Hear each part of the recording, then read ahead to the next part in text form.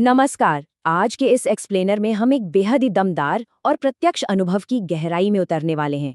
देखिए, ये कहानी सिर्फ एक परीक्षा को पास करने भर की नहीं है, बिल्कुल नहीं। ये कहानी है बार बार मिलने वाली, हौसला तोड़ देने वाली असफलताओं से पार पाने की और अपने भीतर एक अटूट लचीलापन यानी एक ऐसा रेजिलियंस तैयार करने की जिसे कोई आसानी से तोड़ न सके। तो चलिए मिलकर इस बात की पड़ताल करते हैं कि कैसे कोई इंसान बड़ी से बड़ी हार के बाद भी एक शानदार वापसी कर सकता है। अब जरा इस नंबर 4 पर गौर करते हैं। ये अंक कोई मामूली संख्या नहीं है।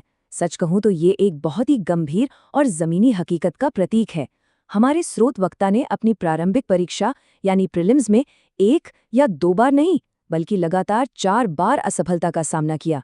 सोचिए, इस एक अकेले अंक के पीछे कितनी निराशा, रातों की उड़ी हुई नींद और कई सालों का भारी संघर्ष छिपा हुआ है। लेकिन यहाँ जो सबसे अहम बात समझ में आती है वो ये है कि असफलता को शुरुआत में ही एक सामान्य बात मान लेना चाहिए। सफलता कोई ऐसी चीज नहीं है जो हमेशा पहली ही कोशिश में हाथ लग जाए। कई बार किसी बहुत बड़े लक्ष्य तक पहुंचने के लिए हमें बस धैर्य रखना पड़ता है और अपनी बारी का इंतजार करना पड़ता है। इस सच्चाई को दिल से स्वीकार कर लेने से ही जीत का एक ऐसा रास्ता तैयार होता है जो व्यवहारिक भी है और बेहद मजबूत भी।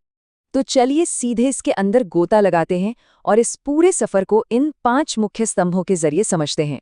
पहला, 5 साल का सफर। दूसरा, परीक्षा की मांग।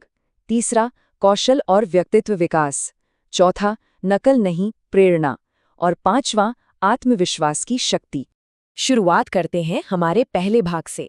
5 साल का वो लंबा सफर जिसने पूरी जिंदगी को बदल कर रख दिया। इस स्लाइड के फ्लो को अगर हम देखें तो साल 2013 में एक सपने की शुरुआत हुई थी, लेकिन उसके बाद के जो 4 साल थे वो केवल इंतजार, बार बार प्रीलिम्स में मिलती असफलता और खुद को फिर से समेटकर खड़ा करने में ही बीत गए। जो अंतिम जीत थी, जिसमें प्रीलिम्स, मेंस और इंटरव्यू तीनों को पास करना शामिल था, वो इस लंबे संघर्ष के पूरे 5वें वर्ष में जाकर नसीब हुई। यानी सफलता का मतलब केवल रफ्तार से आगे बढ़ना नहीं है, बल्कि डटे रहना भी है। और इसी के साथ हम आते हैं अपने दूसरे स्तंभ पर, परीक्षा की मांग। किताब खोलने से पहले आखिर इंसान के भीतर क्या क्या होना चाहिए? देखिए, असली मैदान में उतरने से पहले ही कुछ चीजें बिल्कुल शीशे की तरह साफ होनी चाहिए।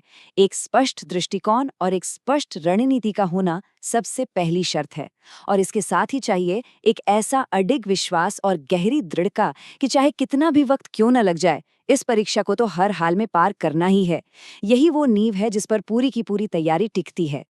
अब इस स्लाइड के बारे में जो सबसे दिलचस्प बात है वो ये है कि दृढ़ता या परसिवियरेंस की ये परिभाषा बहुत कुछ साफ कर देती है। ये सिर्फ दिन रात पढ़ाई करने के बारे में नहीं है।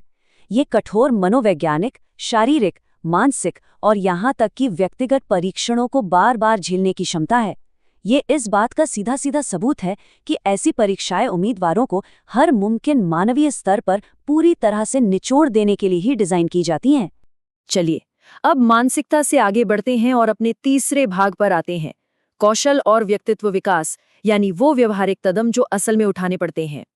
तैयारी का मतलब सिर्फ सिलेबस रटना बिल्कुल नहीं है। पहला कदम बेशक शैक्षणिक पाठ्यक्रम का अध्ययन करना है, लेकिन इसके साथ ही अलग अलग तरह के विविध कौशल विकसित करना भी उतना ही जरूरी हो जाता है। जब कोई अलग अलग स्किल सीखता है तो वो वास्तव में मुख्य सिलेबस को कहीं बेहतर तरीके से समझने और अप्रोच करने लगता है। और हाँ, सपाठ्यक्रम गतिविधियों या को करिकुलर एक्टिविटीज के जरिए अपने व्यक्तित्व को ढालना तो इस पूरी प्रक्रिया का एक बेहद अनिवार्य हिस्सा है। और ये पॉइंट तो सच में बिल्कुल क्रूशियल है। इस पूरी कठिन और थका देने वाली प्रक्रिया में खुद की पहचान को खो देना बहुत ही आसान होता है। लगातार पढ़ाई के भारी दबाव में अक्सर इंसान की अपनी खासियतें पीछे छूट जाती हैं। इसलिए ये बहुत जरूरी है कि किताबों से बाहर निकलकर अपनी अन्य प्रतिभाओं को भी जिंदा रखा जाए। इंसान मशीन नहीं है। अब हम अपने चौथे स्तंभ की ओर बढ़ते हैं, नकल नहीं प्रेरणा। ये हिस्सा बाहरी शोर से खुद को बचाने के बारे में है। और ये स्लाइड बहुत ही शानदार तरीके से इस बात को दर्शाती है कि केवल किसी और के अनूठे अनुभवों और रणनीतियों की अंधी नकल करना असल में एक बहुत बड़ा जाल है। इसके बजाय हमें दूसरों से प्रेरणा लेनी चाहिए, लेकिन अपनी खुद की एक एकदम ओरिजिनल रणनीति और अपनी व्यक्तिगत यात्रा खुद ही तय करनी चाहिए, क्योंकि हर एक इंसान का सफर अपने आप में बिल्कुल अलग और अनूठा होता है। इस लंबे रास्ते में ऐसे लोग जरूर मिलेंगे जो कहेंगे कि ये काम तुम्हारे बस का नहीं है। ऐसे समय में उन नकारात्मक आवाजों को पूरी तरह से नजरअंदाज कर देना चाहिए। भले ही दुनिया कुछ भी कहे, हमारी कड़ी मेहनत बिना रुके जारी रहनी चाहिए। जब दूसरे लोग सक्रिय रूप से हमारे लक्ष्य पर संदेह कर रहे हो, ठीक उसी वक्त अपने सपनों पर अपना दृढ़ विश्वास बनाए रखना ही असली ताकत है। और इसी के साथ हम अपने एक्सप्लेनर के अंतिम और सबसे निर्णायक पड़ाव पर पहुंच गए हैं, आत्मविश्वास की शक्ति। तो यहाँ सबसे क्रूशल पॉइंट ये है कि जीतने की मानसिकता रातों रात पैदा नहीं होती। ये सही स्वभाव, एक अनुशासित मानसिकता और एक अनूठी रणनीति का एक अचूक संयोजन है। जब इन सभी विशिष्ट तत्वों को एक साथ मिला दिया जाता है तो इस पूरी यात्रा में आने वाली उन अपरिहार्य कठिनाइयों के खिलाफ एक ऐसा अभेद्य कवच तैयार हो जाता है जिसे कोई भी असफलता भेद नहीं सकती। ये सच में एक बेहद मार्मिक और गहराई तक उतर जाने वाली बात है। बाहरी दुनिया से मिलने वाली शाबाशी हमेशा बाद में आती है। सबसे पहले जो चीज़ चाहिए वो है हमारे अपने भीतर का अटूट विश्वास। अगर आज किसी के भीतर अपने प्रति वो अटल विश्वास है तो कल ये पूरी दुनिया उस विश्वास को सलाम करने के लिए मजबूर हो जाएगी। और अंत में ये पूरा सफ़र हमें एक बहुत ही गहरे विचार के साथ छोड़ जाता है। असफलताएं कोई पूर्ण विराम नहीं है, बल्कि ये एक नया रास्ता है। तो सोचने वाली बात यह है, हम सभी अपने भविष्य के सबसे चुनौतीपूर्ण लक्ष्यों को हासिल करने के लिए अपना खुद का एक मूल, प्रेरित और लचीला रास्ता कैसे बनाएंगे। इस शक्तिशाली ढांचे को अपने जहन में रखिएगा। हमारे साथ इस एक्सप्लेनर में जुड़ने के लिए बहुत बहुत धन्यवाद।